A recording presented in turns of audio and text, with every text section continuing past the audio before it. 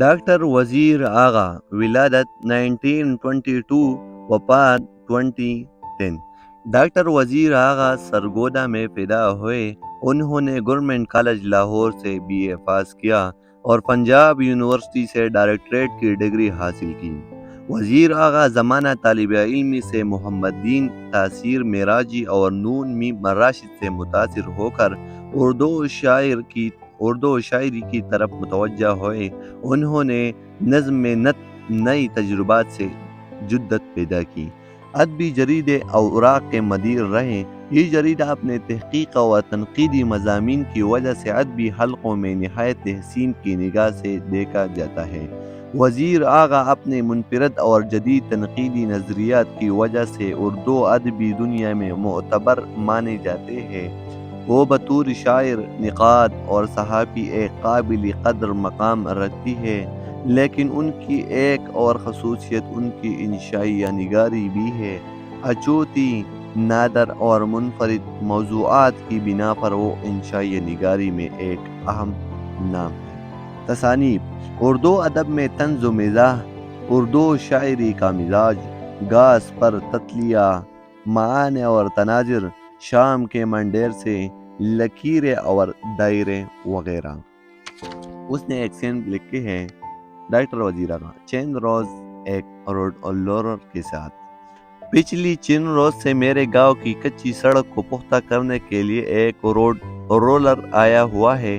یہ قوی الجثہ دینوں ساری جاپانی پہلوانوں کی طرح ایک پہاڑ ہے، مگر گوشت کا پہاڑ نہیں، یہ تو کالے لوہے کا پہاڑ ہے، جس کا کام کچی خوشبودار زمین کے چہرے پر بجری کی جمانا ہے۔ جب یہ ہمارے گاؤں میں داخل ہوا تو بچوں اور کتے نے اس کا خوب سواگت کیا۔ بچے تو اس کے بارے بر کم گول مٹول پہنوں پر سوار ہو کر تالیاں پیٹنے اور شور مچانے لگے۔ البتہ کتوں نے صرف بھونکے تک خود کو محدود رکھا، مگر دو تین روز ہی میں ان لوگوں کا جذبہ حیرت مان پڑ گیا، اور اب یہ رولر سارا دن اپنے بوڑھے ڈرائیور کی معیت میں کمال آہستگی کے ساتھ سڑک پر آگے پیچھے ہوتا رہتا تھا۔ شام کو جب ڈرائیور اس پر رکھے ہوئے کمرے کو تو تالا لگا کر کہیں چلا جاتا ہے، تو میں اس کے پاس آتا ہوں، اس عجوبہ روزگار کو تا دیر دیکھتا رہتا ہوں۔ سڑک کو کوٹنے اب اس کے بارے پہنے خاص گس چکی ہے۔ اس پر فٹ کیا ہوا کمرہ بھی خاصا پرانا ہو چکا ہے۔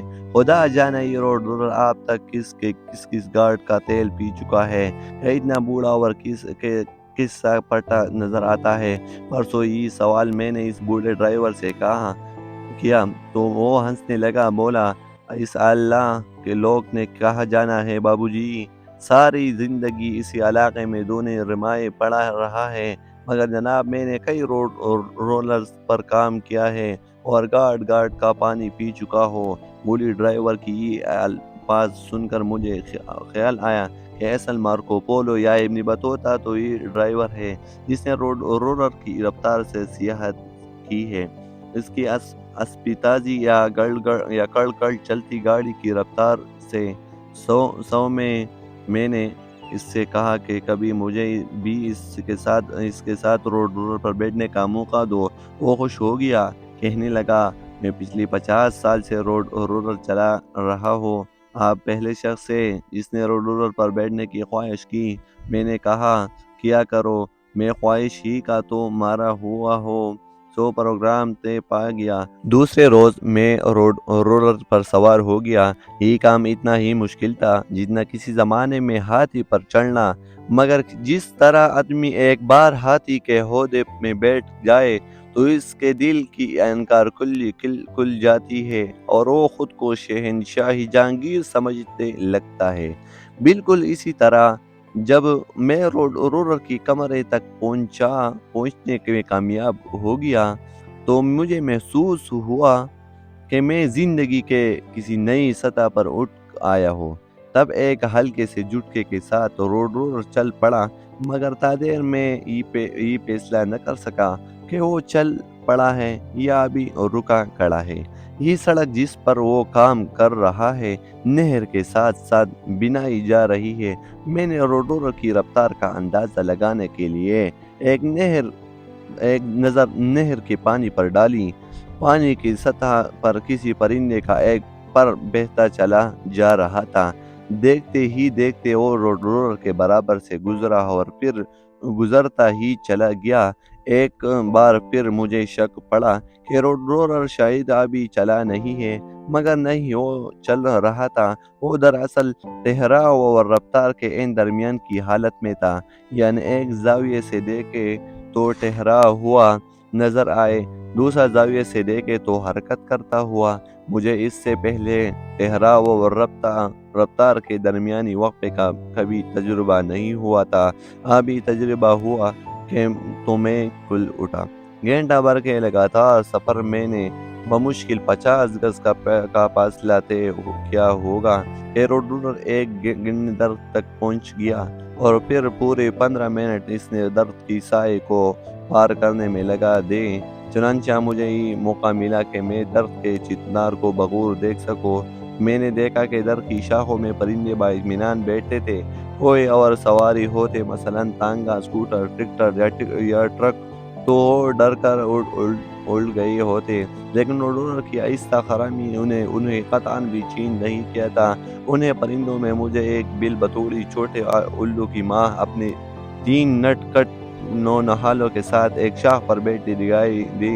میں نے دیکھا کہ ماں بیٹے بڑے حیرت سے روڈور کو دیکھ رہے ہیں۔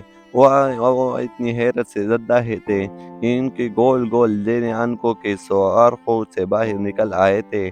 تب بل بطوڑی نے ہو ہو ہو کی آواز نکالی، اور عجیب بات یہ ہے کہ اس بے لفظ بھاشا کا مفہوم بالفور میرے سمجھ میں آنے لگا۔ مجھے یوں لگا جیسے وہ کہہ رہی ہے، وہ رفتار ہی انتشار ہے۔ پرندوں میں الو کو فلا سفر کہا گیا ہے۔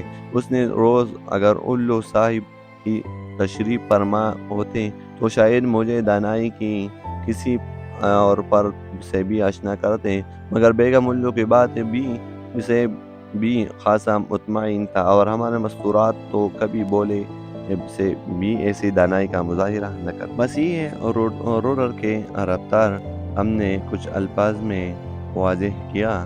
یہ بہت ہی مشکل سبق ہے اور بہت سے لینتھی ہے، مگر میں یہی شخص مجھے روڈر پر سفر کرتے ہوئے اب تقریباً 2 گھنٹے ہو چکے تھے۔ میں نے ڈرائیور سے کہا کہ بابا جی آپ مجھے اتار دیں، میں واپس گھر جانا چاہتا ہوں۔ ڈرائیور نے کہا کوئی بات نہیں، میں روڈر پر آپ کو گھر چھوڑ آتا ہوں، مگر میں نے کہا شکریہ، مجھے ذرا جلدی گھر پہنچا ہے۔ میں روڈر سے اتر کر تیز تیز قدموں سے گھر ہی کی طرف روانہ ہو گیا، مگر اب میں ایک ہی شخص تھا۔ اب میرے لیے روڈر ہست کی ایک آنکھ نہیں تھا، بلکہ بجائے ایک خود مختار سدا بہار ڈلتے اور سانس لیتے ہوئے موجودگی کا مظہر تھا۔ یہ اس کا ماخوذ ہے پگ ڈنڈی سے روڈر تک۔ والسلام۔